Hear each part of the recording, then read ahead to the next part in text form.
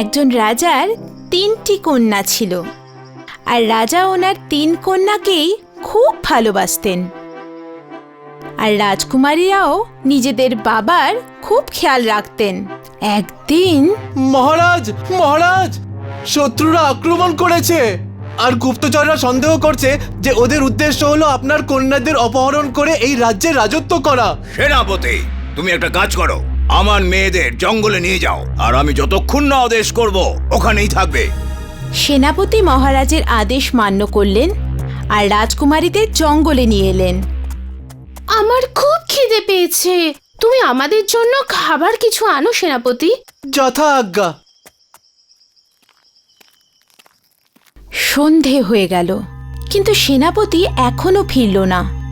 তখন রাজকুমারীরা সেনাপতিকে খুঁজতে বেরোলেন। রাত হয়ে গেল, আর এবার রাজকুমারীরা ভয় পেতে লাগলো। রাজকুমারীরা রথের কাছে ফিরে এসে অপেক্ষা করতে করতে ঘুমিয়ে পড়ল। ভোরবেলায় হঠাৎ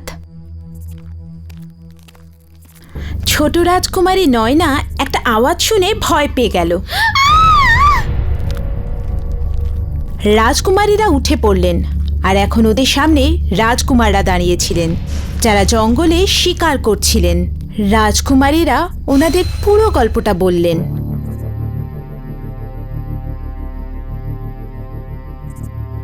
যদি তাই হয় তাহলে আমরা 3 রাজকুমার আপনাদের সঙ্গে বিবাহ করব এবং আপনাদের রাজ্যও বাঁচাবো। রাজকুমারীরা রাজকুমারদের সাথে মহলে ফিরলেন আর মহারাজকে বিয়ের কথা বললেন। এ তো খুব আনন্দের কথা যে আপনারা আমার মেয়েদের বিয়ে করবেন, আমাদের রাজ্য বাঁচাবেন। রাজকুমারীদের বিবাহ রাজকুমারদের সাথে খুব ধুমধাম করে হলো। রাজ্যে উৎসব হলো। 1 বছর পরে ছোট রাজকুমারী নয়নার একটি কন্যা হলো। যেহেতু এই ছোট্ট রাজকুমারী সবার প্রিয় আর সবাই একে খুব ভালোবাসে, সেই জন্য এর নাম প্রিয়া। প্রিয়ার তখন মাত্র কয়েক মাস বয়স। তখন ওর বাবা জঙ্গলে শিকার করতে গেলেন। 1 মাস হয়ে গেল, কিন্তু প্রিয়ার বাবা জঙ্গল থেকে ফিরে এলেন না। আমরাও জঙ্গলে যাব আর আমাদের ছোট ভাই ভৈরবকে খুঁজে আনবো। 2 ভাই জঙ্গলেতে চলে গেলেন, কিন্তু দুজনের কেউই ফিরলেন না। এদিকে প্রিয়ার 1 বছর বয়স হয়ে গেল আর উঠোনে খেলা করছিল। ঠিক তখনই একজন ফকির এলেন। দয়া করো, আমায় ভিক্ষে দাও। নয়না মহল থেকে কিছু ফল নিয়ে ফিরলেন। ফকির নয়নার সৌন্দর্য দেখে খুব আকর্ষিত হলেন আর নিজের রূপ বদলালেন। তুমি তো খুবই সুন্দর, তোমার তো আমার স্ত্রী হওয়া উচিত। আমার স্বামী রাজকুমার ভৈরব এখনো জীবিত, আর আমি তোমার মতো পাপী স্ত্রী একেবারেই হতে চাই না। নয়নার কথা শুনে জাদুকরের খুব রাগ হলো আর ও নয়নাকে নিজের সাথে নিয়ে চলে গেল।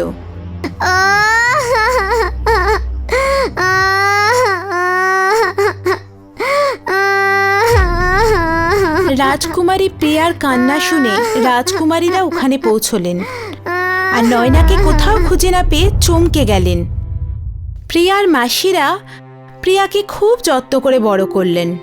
প্রিয়া মাসিদের সাথে বড় হতে লাগলো। প্রিয়ার বয়স এখন 12 বছর। আমার বাবা কোথায়? একবার উনি জঙ্গলে গিয়েছিলেন। বড় রাজকুমারী প্রিয়াকে ওর বাবা, জেঠু আর মায়ের ব্যাপারে বলল। মা, আমি আমার মা, বাবা, জেঠুদের খুঁজে আনবো। কিন্তু তুমিও যদি ফিরে না আসো তো? আমি 1 মাস ধরে ওনাদের খুঁজবো, কিন্তু তখনও যদি ওনাদের না পাই তখন আমি মহলে ফিরে আসবো, পাক্কা। ঠিক আছে, কিন্তু শুধু 1 মাস। রাজকুমারী প্রিয়া নিজের আত্মীয়দের খোঁজে বেরিয়ে পড়ল। ও অনেক গ্রামে গ্রামে গেল, জঙ্গলে খুঁজল, কিন্তু ওর আত্মীয়দের কোনো খোঁজ খবর পেল না। একদিন রাজকুমারী এক পাথুরে গ্রামে এলো। ওখানে ও এক মালিনীকে দেখতে পেল। মা, আপনি কি আমায় বলতে পারেন এটা কোন জায়গা? সোনা, তোমার এখানে আসা উচিত হয়নি। এটা খুব ভয়ঙ্কর জায়গা। এটা জাদুকর পঞ্চগীরের এলাকা। আমি এখানে আমার আত্মীয়দের খুঁজতে এসেছি। রাজকুমারী প্রিয়া মালিনীকে ওর সব গল্প বলল। তোমার বাবা আর জেঠুরা এই পাথরে বন্দি আছে, আর তোমার মা জাদুকরকে বিয়ে না করার অপরাধে ওপরের কেল্লার কুঠুরিতে বন্দি। আপনাকে অনেক অনেক ধন্যবাদ। আমি এক্ষুনি ওনাদের মুক্ত করে আমার সঙ্গে করে নিয়ে যাব। এটা এত সহজ কাজ নয়। মালিনী রাজকুমারী প্রিয়াকে কিছু উপায় বলল। কিছুক্ষণ পরে রাজকুমারী প্রিয়া মালিনীর মেয়ে সেজে কেল্লায় পৌঁছে গেল, আর সিপাহীদের নজর এড়িয়ে কুঠুরির ভেতর পৌঁছে গেল। নয়না কুঠুরিতে বন্দি।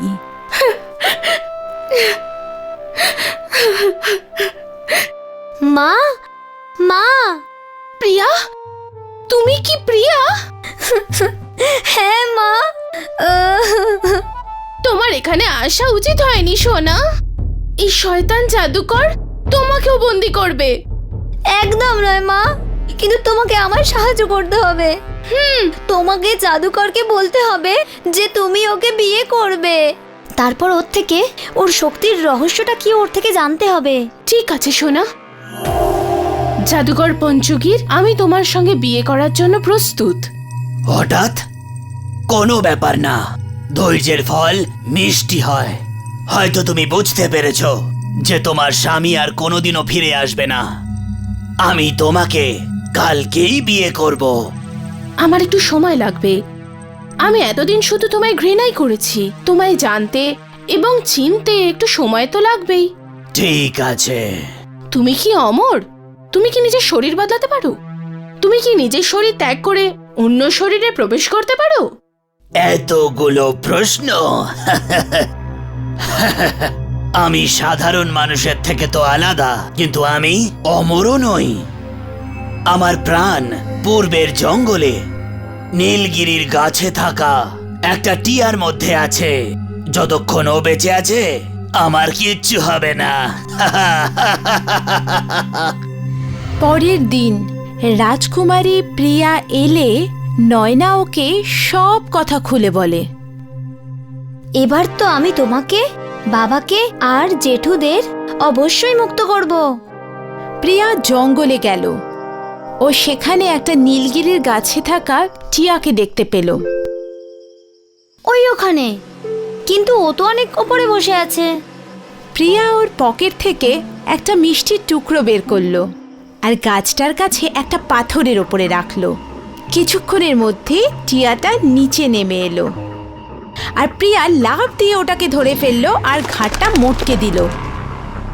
জাদুকর মারা গেল, আর ওর সব জাদু নষ্ট হয়ে গেল, আর সবাই মুক্ত হয়ে গেলেন। প্রিয়া নিজের আত্মীয়দের ফিরে পেল, আর নিজের মা বাবাকেও। প্রিয়া 1 মাসের ভেতরেই মহলে ফিরে এলো, তাও আবার পুরো রাজ পরিবারকে সাথে নিয়ে। আর এরপর থেকে ওরা সব সময় একসাথে আনন্দে থাকতে লাগলো। হাই, আমি শাইনি। যদি তোমরা আমাকে এভাবেই দেখতে চাও তাহলে এই ভিডিওটাকে অবশ্যই শেয়ার করো, আর হ্যাঁ, এই চ্যানেলটাকে সাবস্ক্রাইব করতে ভুলো না কিন্তু।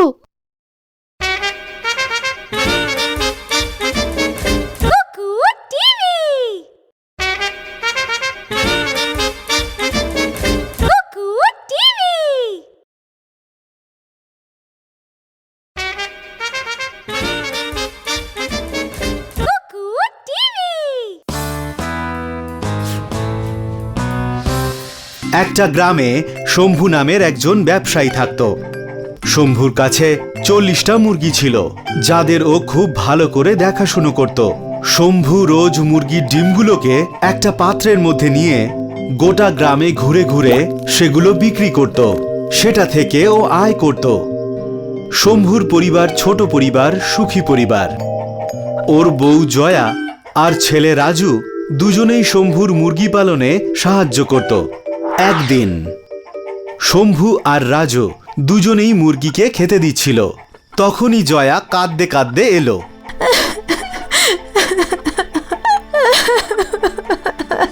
কি হয়েছে? তুমি কাঁদছো কেন? আমার বাপের বাড়ি থেকে খবর এসেছে মায়ের শরীর ভীষণ খারাপ।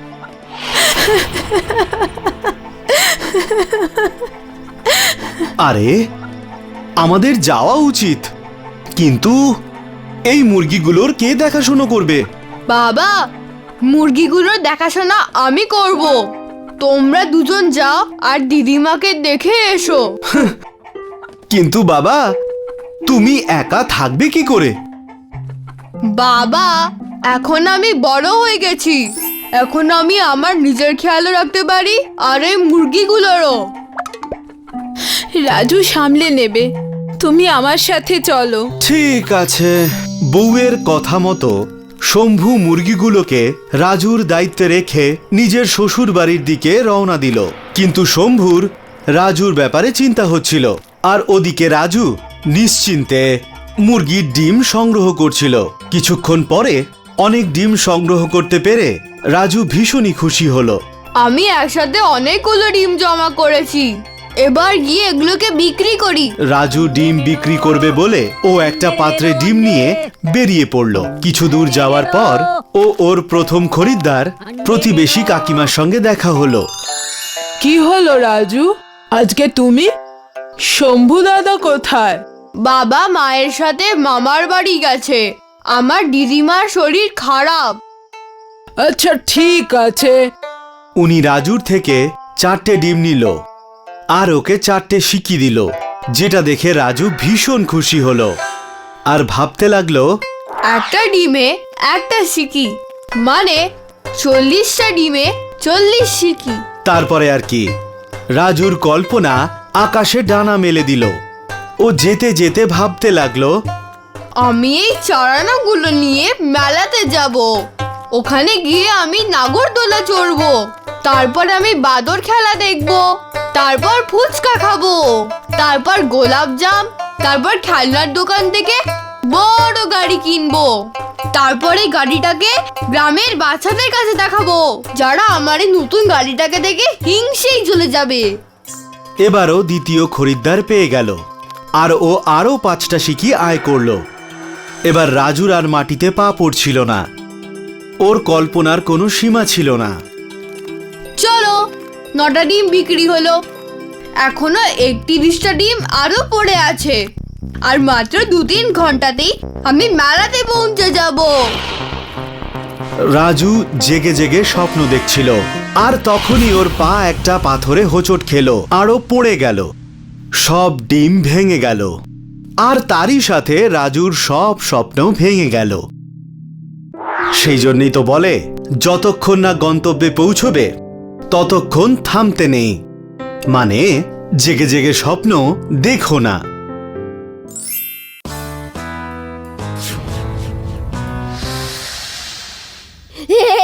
দাদু দাদু, তোমার জন্য নিউ ইয়র্ক থেকে কিছু আনবো? New York? সেখানে আবার কে যাচ্ছে? দাদু, শাইনি নিউ ইয়র্ক যাচ্ছে। এ তো খুবই ভালো কথা, কিন্তু কি করে? দাদু, আমাদের স্কুলে স্টোরি রাইটিং কম্পিটিশন হবে, যে ফার্স্ট হবে তাকে নিউ ইয়র্ক নিয়ে যাবে। আর তুমি তো জানো আমি ভালো গল্প লিখি। ও, আমি বুঝে গেছি, তার জন্য তো তোমায় কম্পিটিশন জিততে হবে। আমি তো জানি দাদু যে আমি জিতবো, আর আমি নিউ ইয়র্ক গিয়ে দেখতে পাবো স্ট্যাচু অফ লিবার্টি। ঠিক আছে শাইনি, আমি তোমায় একটা গল্প বলি, বসে পড়ো। গল্প শুনবো।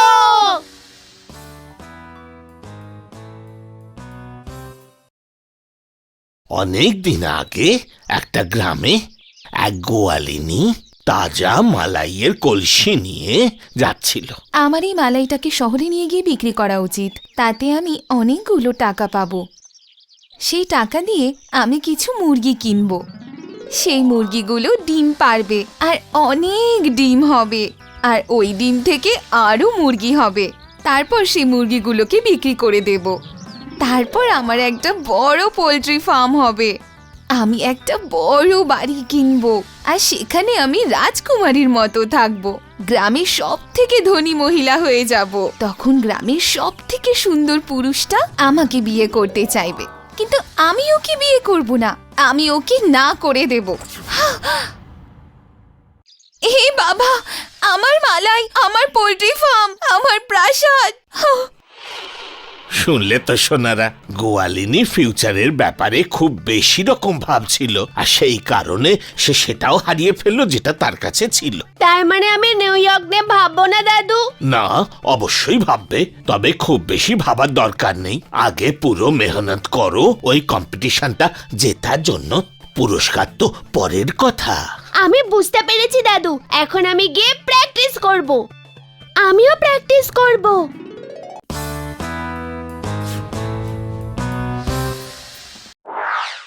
একদিন একজন সন্ন্যাসী সারা ভারত পায়ে হেঁটে ঘোরার সিদ্ধান্ত নিলেন, আর সেই মতন হাঁটতেও শুরু করলেন।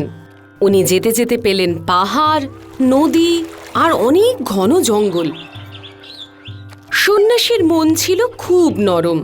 উনি পশু পাখি খুব ভালোবাসতেন, আর উনি তাদের সাহায্যও করতেন। জঙ্গলের ভিতর সন্ন্যাসী শুধু দিনের বেলাতেই হাঁটতেন, আর রাত হয়ে গেলে উনি কোনো গাছের নিচে বসে বিশ্রাম করতেন। একদিন হঠাৎ সূর্যের তাপ খুব বেড়ে গেল। সন্ন্যাসী ভাবলেন আজ সূর্যের তাপ কমলে উনি হাঁটতে শুরু করবেন। সন্ধে হয়ে গেল, সূর্য ডুবে গেল, আর সন্ন্যাসী আবার হাঁটা শুরু করলেন। সন্ন্যাসী কিছুটা পথ পেরোনোর পরেই হঠাৎ শুনতে পেলেন কেউ যেন চিৎকার করছে। তখন তিনি সেই আওয়াজের দিকে হাঁটতে শুরু করলেন। আওয়াজ ক্রমশ বাড়তে লাগলো। তারপর সন্ন্যাসী একটা খাঁচা দেখতে পেলেন, যার মধ্যে একটা সিংহ বন্দী ছিল। সিংহ সন্ন্যাসীকে দেখতে পেয়েই সাহায্যের জন্য চিৎকার করতে শুরু করলো। আমাকে সাহায্য করুন, হে সাধু মহারাজ, আমাকে সাহায্য করুন। না না, তুমি তো একটা সিংহ। আমি সিংহ, কিন্তু আমি আপনার কোনো ক্ষতি করব না। সিংহের ধর্মই হলো নিজের খিদে মেটানো। আমি তোমায় কোনো সাহায্য করতে পারবো না। এমনটা বলবেন না সাধু মহারাজ, আপনাকে আমি কথা দিচ্ছি আপনার আমি কোনো ক্ষতি করব না। আর আপনার মতন মহান মানুষদের ধর্মই তো হলো অন্যদের সাহায্য করা। দয়া করে আমাকে সাহায্য করুন, আর এই খাঁচা থেকে আমাকে মুক্ত করুন। সিংহের কথা শুনে সন্ন্যাসী চিন্তায় পড়ে গেলেন। হয়তো তুমি সত্যি কথাই বলছো। সন্ন্যাসীর ধর্মই হলো সকল জীবকে সাহায্য করা, আর তুমি তো আমার কোনো রকম ক্ষতি করবে না বলে কথাও দিয়েছো। আমি তোমায় মুক্ত করে দিচ্ছি। সরল সন্ন্যাসীকে খাঁচা খুলতে দেখে সিংহ খুশি হয়ে গেল, কারণ সে শুধু এখন ছাড়াই পাচ্ছে না, বরং সে হাতের কাছে খাবারও পেয়ে যাচ্ছে। যেই খাঁচা খুলল, অমনি সিংহ নিজের রূপ দেখালো আর সন্ন্যাসীর উপর ঝাঁপিয়ে পড়ল। সন্ন্যাসী তো ভয় পেয়ে গেলেন। উনি বুঝতে পারছিলেন না যে সিংহ এরকম কেন করছে। আমি তোমায় মুক্ত করে দিলাম, আর এখন তুমি আমাকেই খেতে চাইছো। এটা ঠিক নয়। কোনো কিছুই ভুল নয়, তুমি ঠিকই বলেছিলে। সিংহের শুধু একটাই ধর্ম, নিজের খিদে মেটানো, আর আমি সেটাই করছি। কিন্তু তুমি আমায় কথা দিয়েছিলে যে তুমি আমার কোনো ক্ষতি করবে না। জঙ্গলের রাজার এভাবে কথার খেলাপ করা উচিত নয়। সন্ন্যাসীর এই কথা সিংহকে ভাবিয়ে তুলল। সিংহ চিন্তায় পড়ে গেল। এই সমস্যার সমাধান কোনো নিরপেক্ষ প্রাণীই করতে পারে। খানিকটা দূরে বসে একটা শিয়াল এই ঘটনাটা দেখছিল। সন্ন্যাসীর কথা শুনে সিংহের নজর গেল এই শিয়ালের দিকে। শিয়াল, এখানে এসো। শিয়াল, পালিয়ে যেও না, এক্ষুনি এখানে এসো। ভয়ে ভয়ে শিয়াল সিংহ আর সন্ন্যাসীর কাছে পৌঁছলো। তখন সিংহ তাকে সব ঘটনা খুলে বলল, আর তারপর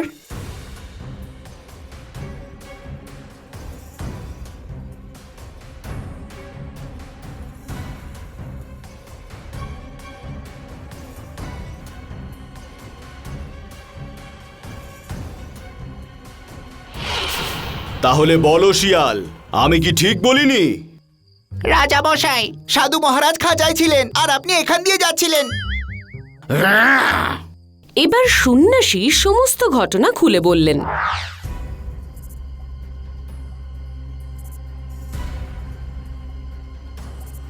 তাহলে বুঝতে পারলে কি হয়েছিল? হ্যাঁ, আমি বুঝতে পেরেছি। আমি খাঁচার ভিতরে ছিলাম আর সাধু মহারাজ এখান দিয়ে যাচ্ছিলেন, তখনই সিংহ। কিন্তু এটা কিভাবে হতে পারে? আমি খাঁচার ভিতরে কিভাবে গেলাম? বোকা শিয়াল, সিংহ অত্যন্ত রেগে যায় আর শিয়ালকে বোঝানোর জন্য নিজে আবার খাঁচায় গিয়ে ঢোকে। তখনই শিয়াল চালাকি করে খাঁচাটা বন্ধ করে দেয় আর তারপর সিংহ খাঁচায় আবার বন্দী হয়ে যায়। শিয়ালের বুদ্ধির জন্য সন্ন্যাসীর প্রাণ বাঁচে, কিন্তু এটা সবসময় সম্ভব নয়। সেই কারণে কথায় বলে একমাত্র যোগ্যদেরই দয়া করা উচিত। হাই, আমি শাইনি। যদি তোমরা আমাকে এভাবেই দেখতে চাও তাহলে এই ভিডিওটাকে অবশ্যই শেয়ার করো, আর হ্যাঁ, এই চ্যানেলটাকে সাবস্ক্রাইব করতে ভুলো না কিন্তু।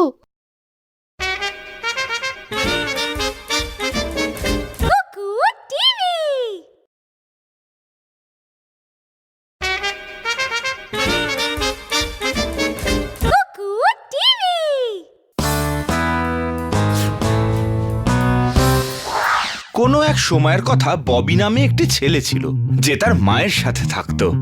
কিন্তু ববি ছিল খুব শয়তান ছেলে। তার অনেকগুলো বদ অভ্যেস ছিল, আর সেই কারণেই তার মা তাকে নিয়ে খুব দুশ্চিন্তা করত। ওহো, কে ওখানে? ববি, তুমি লুকোচ্ছ কেন? আবার কি করেছো? ওহো, আবার কি হলো? এক এক করে বলুন। তোমার ববি আমার ছেলেকে মেরেছে। ববি আমার জানলা ভেঙে দিয়েছে। তোমার ছেলে আমার ডগিকে মেরেছে। ও আমাদের ব্যালকনিতে পাথর ছুঁড়ে মারে। ববি!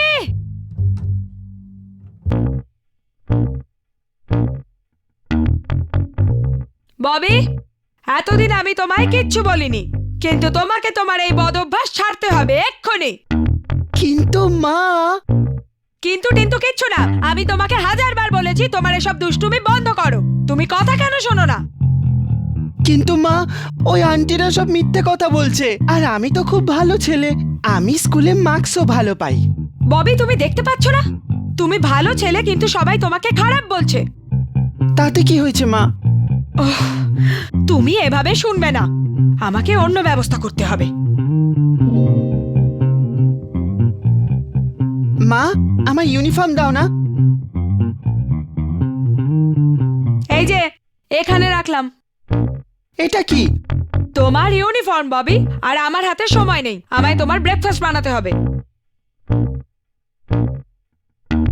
1 মিনিট দাঁড়াও ববি, এই নাও ব্রেকফাস্ট করে নাও। আরে না, এটা আবার কি?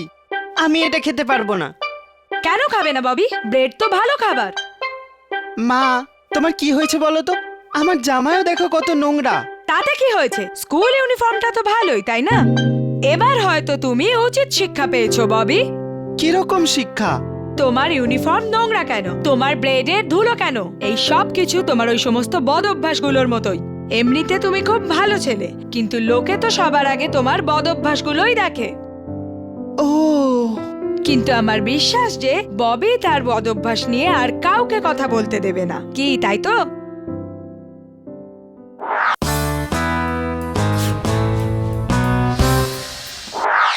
পেড্রো বলে একটা ছেলে ছিল যে তার মায়ের সাথে একটা ছোট্ট বাড়িতে থাকতো। কিন্তু পেড্রোর মা সবসময় একটা কথাই চিন্তা করত, আমার পেড্রো কবে সময় মতো কাজ করতে শিখবে? ও যেন শিখে যায়। সবার সময়ের গুরুত্ব বোঝা উচিত। পেড্রো, তুমি তোমার হোমওয়ার্ক শেষ করেছো? মা, এখনো অনেক সময় আছে। আমি কাল সকালে করব, স্কুলে যাওয়ার আগে। তোমার নিজের কাজ সময় মতো করা উচিত পেড্রো। মা, আমি ক্লান্ত হয়ে গেছি, আমায় খেলতে দাও না প্লিজ। পেড্রো, তুমি এখনো হোমওয়ার্ক শেষ করলে না? এই তো শেষ হয়ে এসেছে মা। আরে বাবা, দেখো স্কুল বাসও এসে গেছে। পেড্রো, এবার স্কুলে তোমায় খারাপ রিমার্ক দেবে।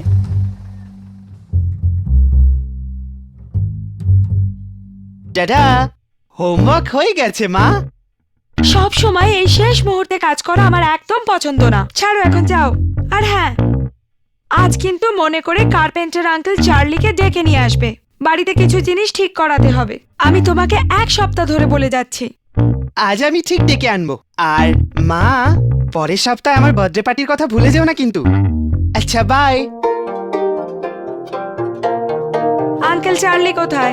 আরে না, আমি ভুলে গেছি। ভুলে গেছো? তুমি কি করে ভুলে যাও? সরি মা।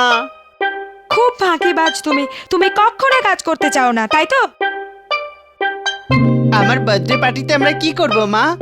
ঠিক আছে, তোমার বন্ধুদের ডেকে নিও। ঠিক আছে, আমি ওদের বলবো। আমি ডাকবো হেনরি, কেভিন আর জেকবকে। ওরা আমার সব থেকে ভালো বন্ধু। ওরা খুব বড় বাড়িতে থাকে। ঠিক আছে, ডেকো ওদের। ঠিক আছে মা, আমি ওদের গিয়ে বলে আসছি। আর আঙ্কেল চার্লিকেও ডেকো। তুমি কি তোমার বন্ধুদের বলেছো পেড্রো? হ্যাঁ মা, সবাইকে বলে এসছি।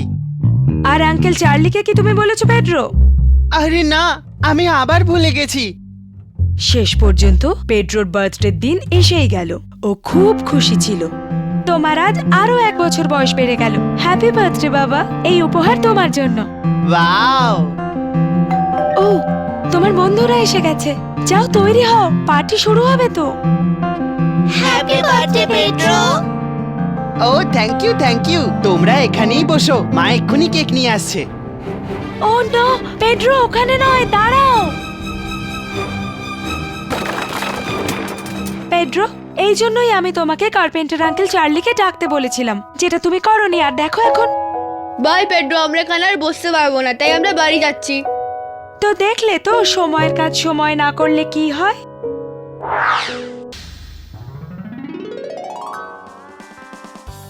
শাইনি, শাশা, উঠে পড়ো, কটা বাজে দেখো। আমাকে আরেকটু ঘুমোতে দাও মা। এত তাড়াতাড়ি কেন উঠবো মা? কোনো বাহানা নয়, এখন তাড়াতাড়ি ওঠো।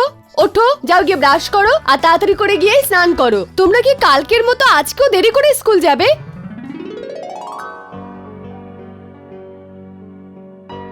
কোনো মতে রেডি হওয়া গেল।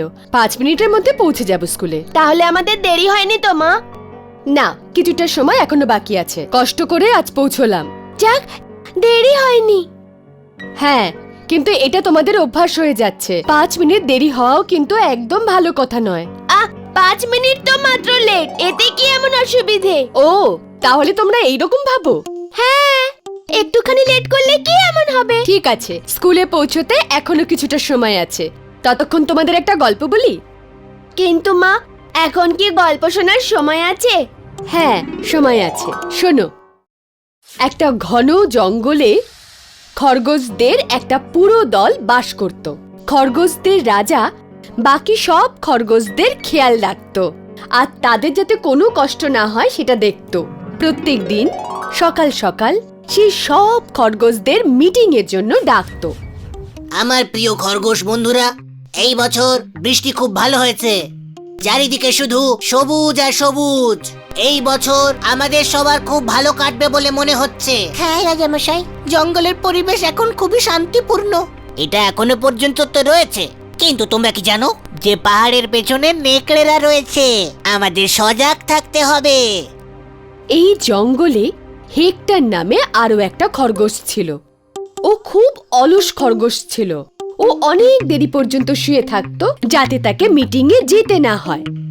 এই হেক্টর, তুই এখনো ঘুমোচ্ছিস? তুই কি আজকের মিটিংটাও অ্যাটেন্ড করবি না? চলো যাও এখান থেকে, আমাকে ঘুমোতে দাও। ওঠ না, এই ঘুম কাটতে বন্ধু। আমাকে ঘুমোতে দাও। এমনিতেও মিটিং এ বিশেষ কিছু হয় না। মিটিংটা কিন্তু খুব ইম্পর্টেন্ট। দাদা আমাদের অনেক দরকারি কথা বলেন। তুই শুধু আলসেমের জন্য মিটিং গুলো যাস না। হ্যাঁ, তো তোমার তাতে এমন কি এসে যায়? তুই অলস হোস না হেক্টর, এই জন্য একদিন তুই খুব বড় বিপদে পড়বি। আপনারা সবাই খুব ভালো কাজ করেছেন। আপনারা এই গাজর নিয়ে এসেছেন, আমাদের এর দরকার পড়বে। পরবর্তী কিছুদিন বৃষ্টি হওয়ার সম্ভাবনা আছে, আর আমরা তখন বাইরে যেতে পারবো না। আমাদের দাদা কত বিচক্ষণ, উনি জানতেন যে বৃষ্টি হবে। তাড়াতাড়ি সব গাজরগুলোকে রান্নাঘরে নিয়ে যাও, তাড়াতাড়ি বৃষ্টি আসতে চলেছে। তুমি এই এখন এলে? কাউকে কোনো কথা বলার দরকার নেই। তোমার এই গাজর নেওয়া উচিত নয়। তুমি কোনো কাজ করনি। তাতে কি হয়েছে? এটা সবার জন্য, বুঝলে? এটা কিন্তু ঠিক নয়। তুমি কি আমার ব্যাপারে নালিশ করবে? আমি কেন নালিশ করব? নালিশ করা আমার অভ্যাস নয়। যে কোনো সময় ওই নেকড়েরা যে কোনো সময় আমাদের উপর হামলা করতে পারে। ও না, ওরা তো চলেও এসেছে। এগুলো তো নেকড়ে, আমাদের তাড়াতাড়ি এখান থেকে পালিয়ে যাওয়া উচিত। আমরা ঝিলের ওই পারে যাব, ওরা আমাদের এখানে পাবে না আর ওরা এখান থেকে ফিরে যাবে। যদি আমাদের বাঁচতে হয় তাহলে আমাদের এক্ষুনি পালাতে হবে। রাজামশাই, আমাদের মধ্যে একজন নেই। কে? হেক্টর রাজামশাই। ও এখানে কেন আসেনি? ও নিজের গর্তে এখনো ঘুমোচ্ছে। কি? এখন ফিরে যাবার আর সময় নেই। তুমি কি ওকে ফিরে গিয়ে বাঁচাতে চাইছো?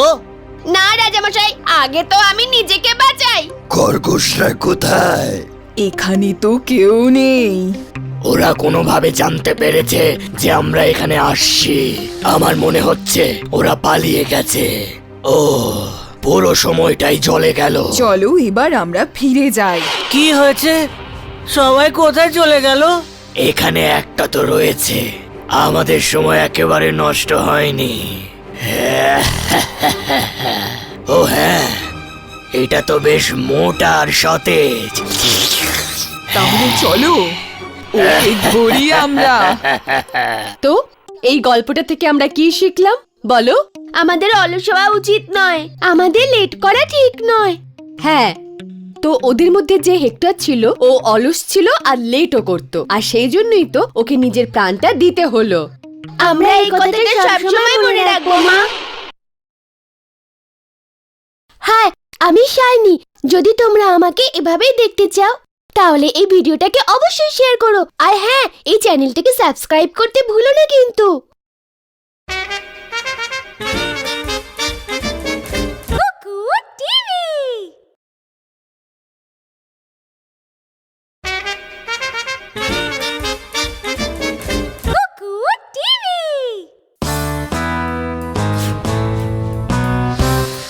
অনেক দিন আগেকার কথা, এক শহরে দুই ভাই থাকতো।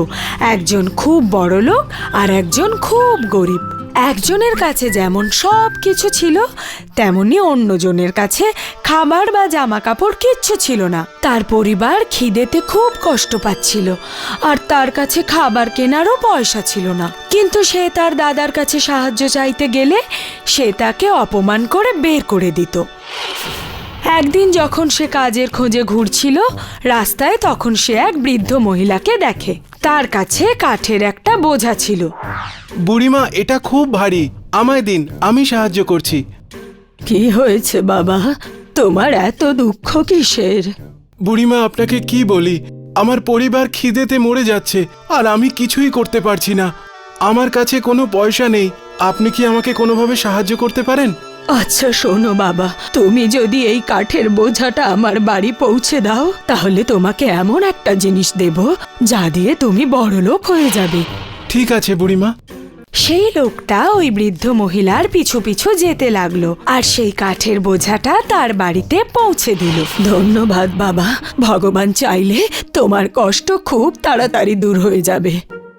এই বলে সেই মহিলা ওকে এক বাটি ক্ষীর দিলেন। এই নাও, এটা নিয়ে তুমি জঙ্গলে যাও। একটু দূরেই তুমি 3টে আম গাছ দেখতে পাবে। তার পিছনে একটা পাহাড় আছে। ভালো করে দেখলে ওখানে একটা গুহা দেখতে পাবে। ওই গুহার মধ্যে ঢুকে যেও। ওখানে 3জন বামন থাকে। তারা ক্ষীর খুব ভালোবাসে। ওরা তোমার থেকে এই ক্ষীর নিশ্চয়ই চাইবে। তুমি ওদের কাছে এর বদলে টাকা চেও না, বরং ওদের বলো যে আমাকে পাথরের জাঁতা দিন। সেই লোকটা পাথরের বাটি নিয়ে জঙ্গলের দিকে যেতে লাগলো। রাস্তায় সে অনেক গাছ দেখতে পেল। আর কিছু দূর যাওয়ার পরেই তার নজর একটা আম গাছের ওপর পড়লো।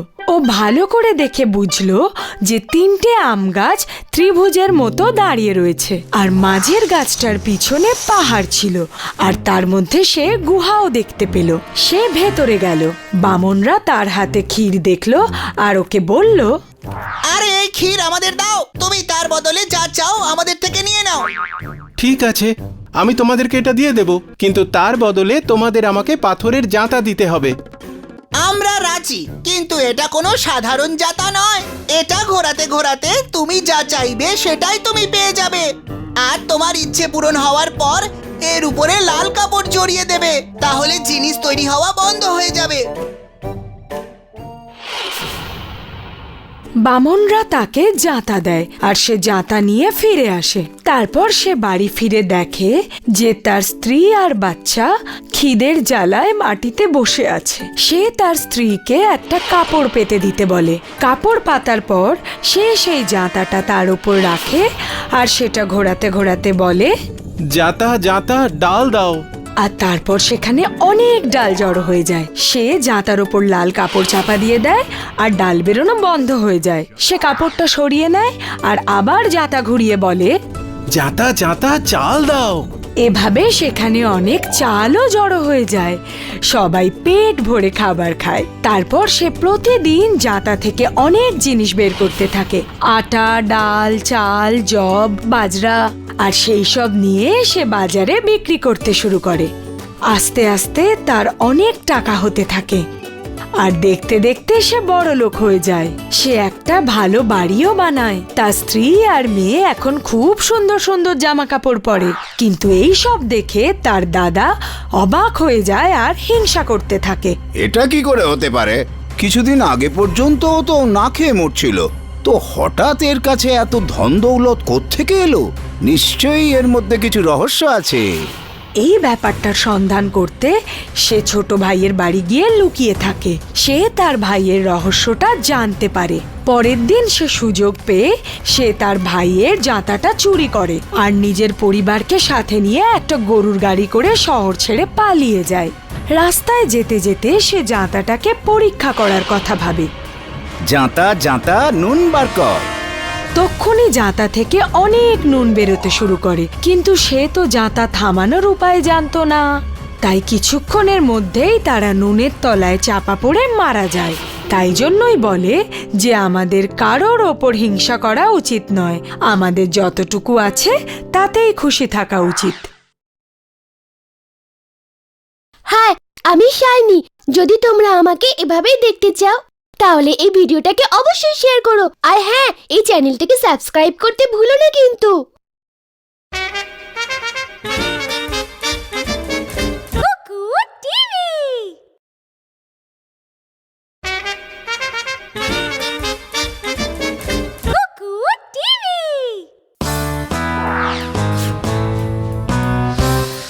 কোনো এক সময়ের কথা, পেট্রো নামের একটি ছেলে থাকতো তার নিজের ঠাকুমার সাথে।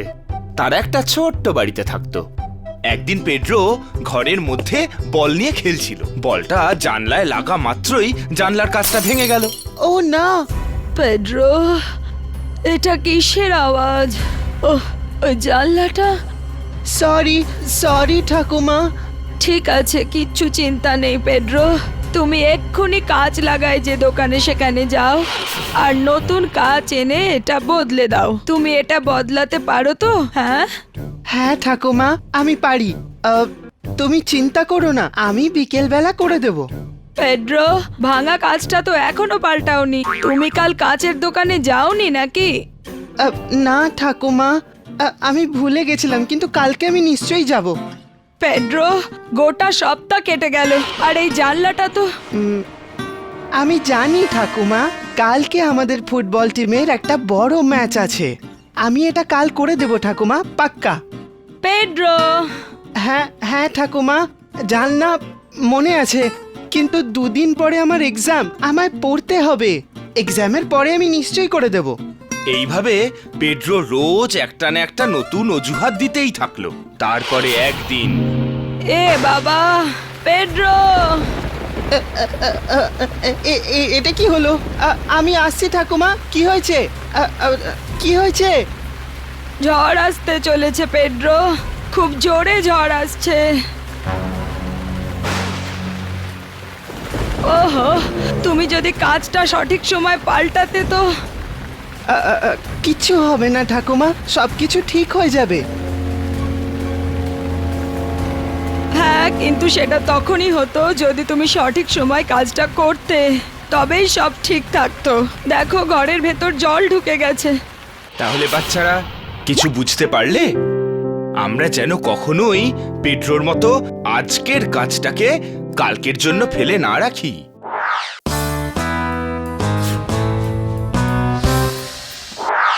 পেড্রো বলে একটা ছেলে ছিল যে তার মায়ের সাথে একটা ছোট্ট বাড়িতে থাকতো, কিন্তু পেড্রোর মা সবসময় একটা কথাই চিন্তা করত, আমার পেড্রো কবে সময় মতো কাজ করতে শিখবে?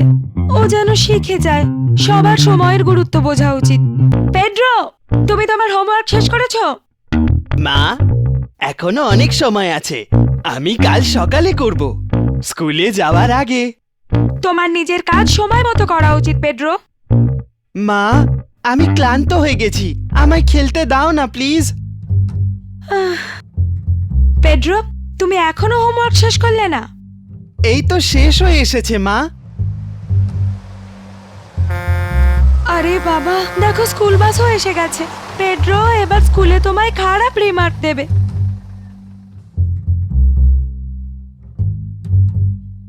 দাদা, হোমওয়ার্ক হয়ে গেছে মা। সব সময় এই শেষ মুহূর্তে কাজ করা আমার একদম পছন্দ না। ছাড়ো, এখন যাও। আর হ্যাঁ, আজ কিন্তু মনে করে কার্পেন্টার আঙ্কেল চার্লিকে ডেকে নিয়ে আসবে। বাড়িতে কিছু জিনিস ঠিক করাতে হবে। আমি তোমাকে 1 সপ্তাহ ধরে বলে যাচ্ছি। আজ আমি ঠিক ডেকে আনবো। আর মা, পরের সপ্তাহে আমার বার্থডে পার্টির কথা ভুলে যেও না কিন্তু। আচ্ছা, বাই। আঙ্কেল চার্লি কোথায়? আরে না, আমি ভুলে গেছি। ভুলে গেছো? তুমি কি করে ভুলে যাও? সরি মা। খুব ফাঁকিবাজ তুমি। তুমি কখনো কাজ করতে চাও না, তাই তো? আমার বার্থডে পার্টিতে আমরা কি করব মা? ঠিক আছে, তোমার বন্ধুদের ডেকে নিও। ঠিক আছে, আমি ওদের বলবো। আমি ডাকবো হেনরি, কেভিন আর জেকবকে। ওরা আমার সব থেকে ভালো বন্ধু। ওরা খুব বড় বাড়িতে থাকে। ঠিক আছে, ডেকো ওদের। ঠিক আছে মা, আমি ওদের গিয়ে বলে আসছি। আর আঙ্কেল চার্লিকেও ডেকো। তুমি কি তোমার বন্ধুদের বলেছো পেড্রো? হ্যাঁ মা, সবাইকে বলে এসছি। আর আঙ্কেল চার্লিকে কি তুমি বলেছো পেড্রো? আরে না, আমি আবার ভুলে গেছি। শেষ পর্যন্ত পেড্রোর বার্থডের দিন এসেই গেল। ও খুব খুশি ছিল। তোমার আজ আরো 1 বছর বয়স বেড়ে গেল। হ্যাপি বার্থডে বাবা, এই উপহার তোমার জন্য। ওয়াও! ও, তোমার বন্ধুরা এসে গেছে। যাও, তৈরি হও, পার্টি শুরু হবে তো। Happy birthday Pedro. ও থ্যাংক ইউ, থ্যাংক ইউ। তোমরা এখানেই বসো, মা এক্ষুনি কেক নিয়ে আসছে। ও নো, পেড্রো ওখানে নয়, দাঁড়াও। পেড্রো, এই জন্যই আমি তোমাকে কার্পেন্টার আঙ্কেল চার্লিকে ডাকতে বলেছিলাম, যেটা তুমি করোনি। আর দেখো এখন। বাই পেড্রো, আমরা এখানে আর বসতে পারবো না, তাই আমরা বাড়ি যাচ্ছি। তো দেখলে তো, সময়ের কাজ সময় না করলে কি হয়।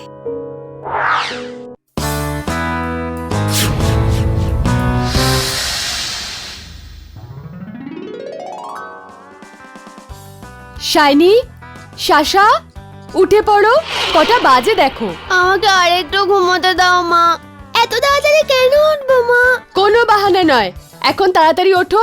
ওঠো, যাও গিয়ে ব্রাশ করো আর তাড়াতাড়ি করে গিয়ে স্নান করো। তোমরা কি কালকের মতো আজকেও দেরি করে স্কুল যাবে?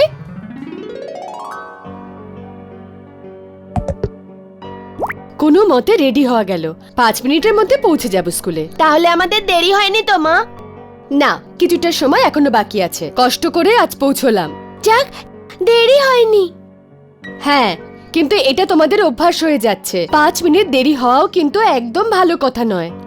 5 মিনিট তো মাত্র লেট, এতে কি এমন অসুবিধে? ও, তাহলে তোমরা এইরকম ভাবো? হ্যাঁ, একটুখানি লেট করলে কি এমন হবে? ঠিক আছে, স্কুলে পৌঁছতে এখনো কিছুটা সময় আছে। ততক্ষণ তোমাদের একটা গল্প বলি। কিন্তু মা, এখন কি গল্প শোনার সময় আছে? হ্যাঁ, সময় আছে। শোনো।